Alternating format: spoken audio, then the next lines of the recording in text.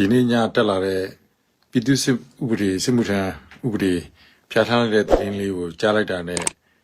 ထားခုံမိမတက်ကိုဝင်လာသွားတယ်လို့ပြောရပါလိမ့်မယ်။ဘာကြောင့်လဲဆိုတော့မင်းအွန်လိုင်းက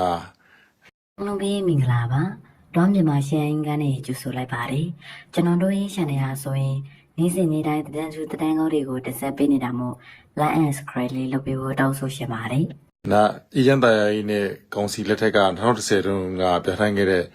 ပြည်သူ့စစ်မှုထမ်းဥပဒေကိုဒီနေ့ကစပြီးအသက်ဝင်နေလို့ထုတ်ပြန်ကြေညာလိုက်တာကျွန်တော်တို့တအားကိုဝမ်းသာပါတယ်။ဝမ်းသာသွားတယ်။ဘာကြောင့်လဲလက်မရှိလို့နော်ဖက်စစ်ငရဲခွေးတွေကိုနာကြီးလို့အားကြီးလို့စိတ်တူအန်ကျိတ်ပြီးမျိုးသိမ့်နေရတဲ့လူငယ်လူရွယ်အများစုကြီးကိုတရားဝင်လက်နက်ရရှိခွင့်ရလာမှာမဟုတ်တော့ပါပဲအဲ့တော့အခုမြေပြန့်ဒီမှာမျိုးပြတွေမှာလူငယ်မြောင်များစွာဟာကျွန်တော်စီလက်ချိတ်ဆက်နေရရှိတယ်ဒေါ်လာတပ်ဖွဲ့တွေရှိကိုသွားခြင်းလုံးအားကြီးလို့တော်ဒေါ်လာတပ်ဖွဲ့တွေမှာလက်နက်တွေဝယ်ဖို့တော့ခက်ခဲတွေရှိဆိုတော့စိတ်တက်ကအပြည့်ဖြစ်နေတဲ့လူငယ်လူကြီးတရက်လုံးကိုတရားဝင်စစ်မှုထမ်းရမယ်ဆိုပြီးဆင့်ခေါ်လိုက်တဲ့ကြောင့်မလို့အကျွင်းကြံရဲပဲကျန်တော့တဲ့ဖက်စစ်အကြမ်းဖက်လက်ပါစီရင်ပါပြီးသားသူတွေနေရာမှာသွေးတစ်တွေလောင်းဖို့လူတစ်တွေနဲ့အစားထိုးဖို့ကျွန်တော်တို့အားလုံးအဝင်ခွင့်ကြဖြစ်လာပြီမင်းအွန်လိုင်းအတွက်လည်းသူ့ချုပ်ကွက်နဲ့သူမြောက်မြီးနဲ့သူပြန်ချီခံရတော့မှအချိန်ရောက်ပြီဖြစ်တယ်။ဒါပေမဲ့လူငယ်တူတွေထဲမှာတော့အခုမဖြစ်မနေစင့်ခေါ်ခံရပြီချက်ချင်းတော့ပါလာမှာမဟုတ်သေးဘူး။ငွေပေးနိုင်တဲ့ကောင်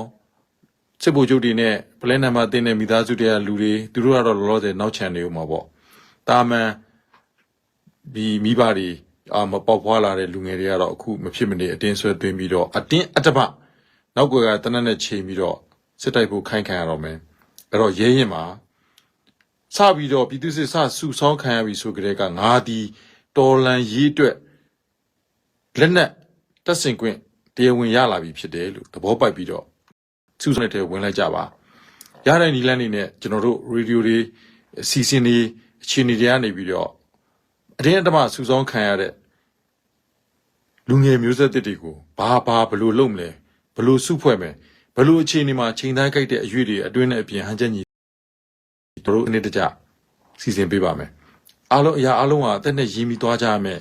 စစ်ခင်းသောလမ်းဖြစ်တဲ့အတွက်ကြောင့်ကျွန်တော်တို့လည်းအသက်အန္တရာယ်နဲ့ရင်းပြီးအလုပ်လုပ်နေတယ်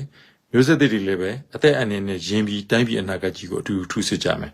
မင်းအွန်လိုင်းအတွက်ကတော့နောက်ဆုံးအကွက်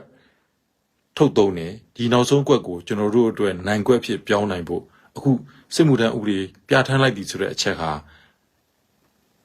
တက်လန့်ခရတာပဲဖြစ်ပါတယ်အဲ့တော့၄လပိုင်းမတိုင်ခင်ဒီတပတ်နှစ်ပတ်တလတော်တဲ့မှာအတင်းကာရောစစ်မှုထမ်းစစ်တင်တန်းတွေကို၄ပတ်လောက်ပြီးစစ်စင်အတင်းလှုပ်လောက်တော်မှာဖြစ်တဲ့အတွက်ကြောင့်ဒီ၄လပိုင်းမတိုင်ခင်မှာကျွန်တော်တို့နိုင်ငံသားအားလုံးအတင်းအဓမ္မစုဆောင်းခံတဲ့နိုင်ငံသားအားလုံးလက်နက်ကိုစီကင်ပြီးရတဲ့နေရာကမြိုင်ဆိုင်